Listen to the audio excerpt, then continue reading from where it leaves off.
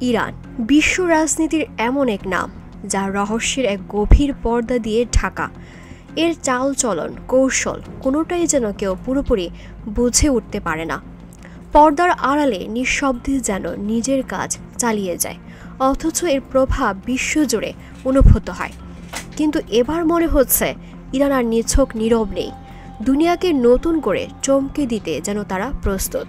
সাম্প্রতিক কিছু রহস্যময় ঘটনা প্রবাহের পর আন্তর্জাতিক নিরাপত্তা বিশেষজ্ঞরা এখন একটাই প্রশ্ন করছেন, ইরান আসলে কি করছে? এই প্রশ্নটি কেবল কৌতূহল নয়, এক গভীর উদ্বেগের জন্ম দিয়েছে। বিশেষ করে ইরানের তৈরি নতুন এক মিসাইল বোমা নিয়ে এখন চারদিকে যে গুঞ্জন চলছে তা যেন সবকিছুকে ছাড়িয়ে গেছে। চাপা কণ্ঠে বলা হচ্ছে এটি হতে পারে বিশ্বের সবচেয়ে বড়, সবচেয়ে শক্তিশালী ক্ষেপণাস্ত্র।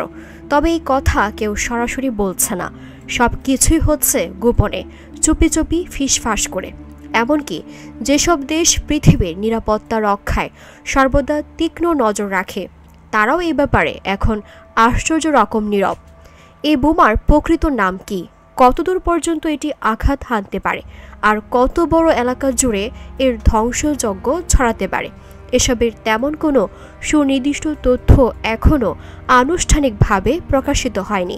কিন্তু যে গোপন ভিডিওটি সম্প্রতি ফাঁস হয়েছে তাতে দেখা গেছে এক গোপন কারখানায় বিশাল আকার এক মিসাইল তৈরি করা হচ্ছে, যার দৈর্ঘ্য এবং গঠন সাধারণ কোনো ক্ষেপণাস্ত্রের চেয়ে অনেক বেশি ইঙ্গিতবহ। এর ওজন, ইঞ্জিন ক্ষমতা, জ্বালানির ধরন সবকিছু এমনভাবে তৈরি করা হয় যা একবার আকাশে উড়লে কয়েক হাজার কিলোমিটার দূরের যে কোনো দেশে গিয়ে খুব সহজে আঘাত হানতে পারবে বলে ধারণা করা হচ্ছে। এই সক্ষমতা কেবল কল্পনার অতীত নয়, এটি বিশ্বজুড়ে ক্ষমতার ভারসাম্যে এক নাটকীয় পরিবর্তন আনতে পারে। সবচেয়ে অবাক করার বিষয় হলো এই দানবীয় বোমা তৈরি হচ্ছে ইরানের দক্ষিণাঞ্চলে, বিশেষ করে এক পাহাড়ের নিচে। কোনো সাধারণ ভূগর্ভস্থ স্থাপনা নয়, বরং গভীর এক গোপন সামরিক ঘাঁটিতে চলছে এই কাজ, যেখানে সাধারণ মানুষ তো দূরের কথা, ইরানের ভেতরের অনেক উচ্চ পদস্থ কর্মকর্তাও এই প্রকল্পের বিস্তারিত সম্পর্কে জানেন না। এতটা গোপনীয়তা বজায় রেখে কাজ চলছে, যা থেকে পরিষ্কার বোঝা যায় ইরান এক প্রকার চুপচাপভাবে এক ভয়াবহ প্রস্তুতি নিচ্ছে, যা হয়তো একদিন বিশ্বকে স্তম্ভিত করে দিবে।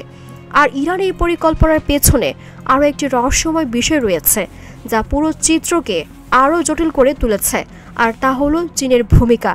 গোপন কিছু রিপোর্টে বলা হচ্ছে চীন এই পুরো প্রজেক্টে প্রযুক্তিগত সহায়তা দিয়েছে, যা প্রশ্ন তুলে দুই দেশের মধ্যে এই অদৃশ্য আঘাতের প্রকৃত উদ্দেশ্য নিয়ে।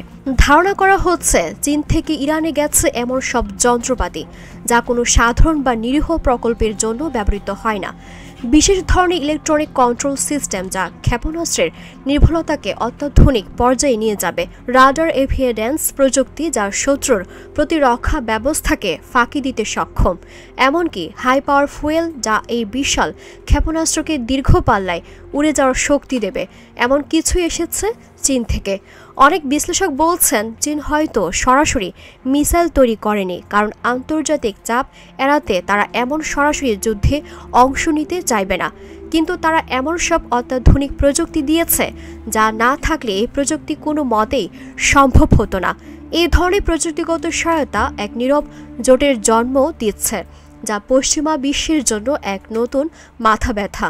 কিন্তু কিছু আন্তর্জাতিক গোয়েন্দা সংস্থা এবং ফাঁস হওয়া কিছু তথ্য থেকে যে চিত্র উঠে আসছে তা আরও বেশি উদ্বেগজনক। এই ক্ষেপণাস্ত্র ৮০ থেকে ১০০ মেগাটনের মতো শক্তি ধারণ করতে পারে বলে ধারণা করা হচ্ছে। যদি তুলনা করে বলি, ১৯৪৫ সালে আমেরিকা যখন জাপানের হিরোশিমায় পারমাণবিক বোমা ফেলেছিল, সেটি ছিল মাত্র ১৫ কিলোটন শক্তির। আর এই বোমা যদি ১০০ মেগাটনের হয়, মানে সেটা হবে হিরোশিমার তুলনায় প্রায় ৭,০০০ গুণ বেশি শক্তিশালী। এটার ক্ষমতা আপনার আমার সাধারণ কল্পনারও বাইরে, যা এক নিমিষে একটি বড় শহরকে নিশ্চিহ্ন করে দিতে পারে। এখন প্রশ্ন হচ্ছে ইরান এটা কেন বানিয়েছে? এই প্রশ্নের উত্তর খুঁজতে গিয়ে আন্তর্জাতিক মহলে তীব্র বিতর্ক সৃষ্টি হয়েছে।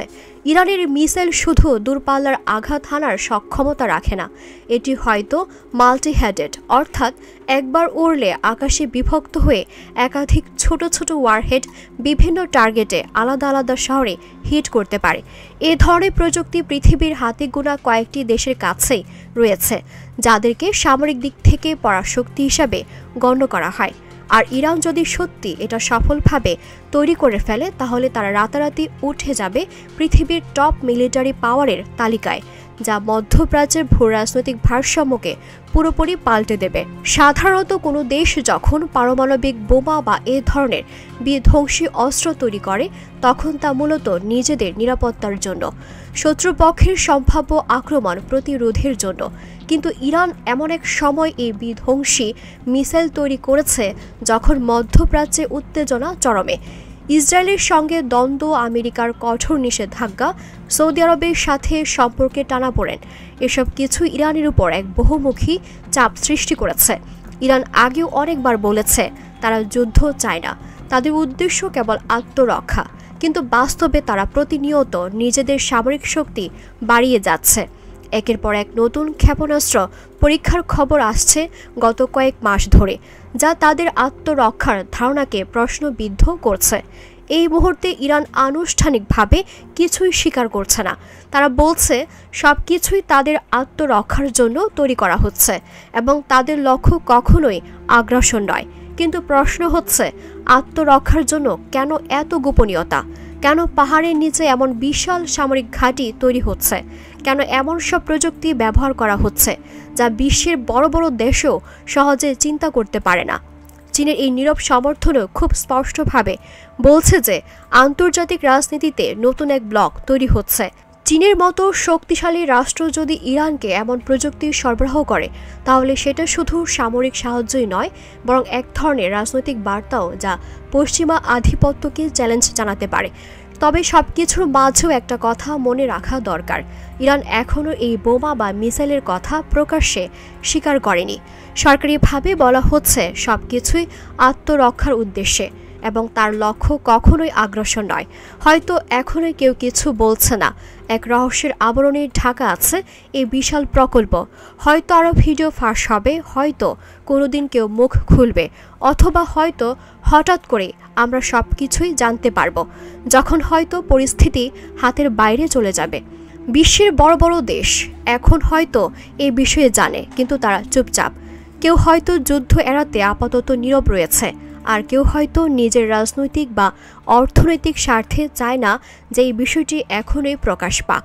নিষেধাজ্ঞা এবং আন্তর্জাতিক চাপের কারণে জর্জরিত একটি দেশ হয়তো এভাবে গোপনে এগিয়ে যাচ্ছে ভেতর থেকে, এক নতুন এবং সম্ভাব্য বিপজ্জনক পরাশক্তি হিসেবে নিজেকে প্রতিষ্ঠিত করার নিরন্তর প্রচেষ্টায়। এই নীরবতা হয়তো এক ঝড়ের পূর্বাভাস মাত্র।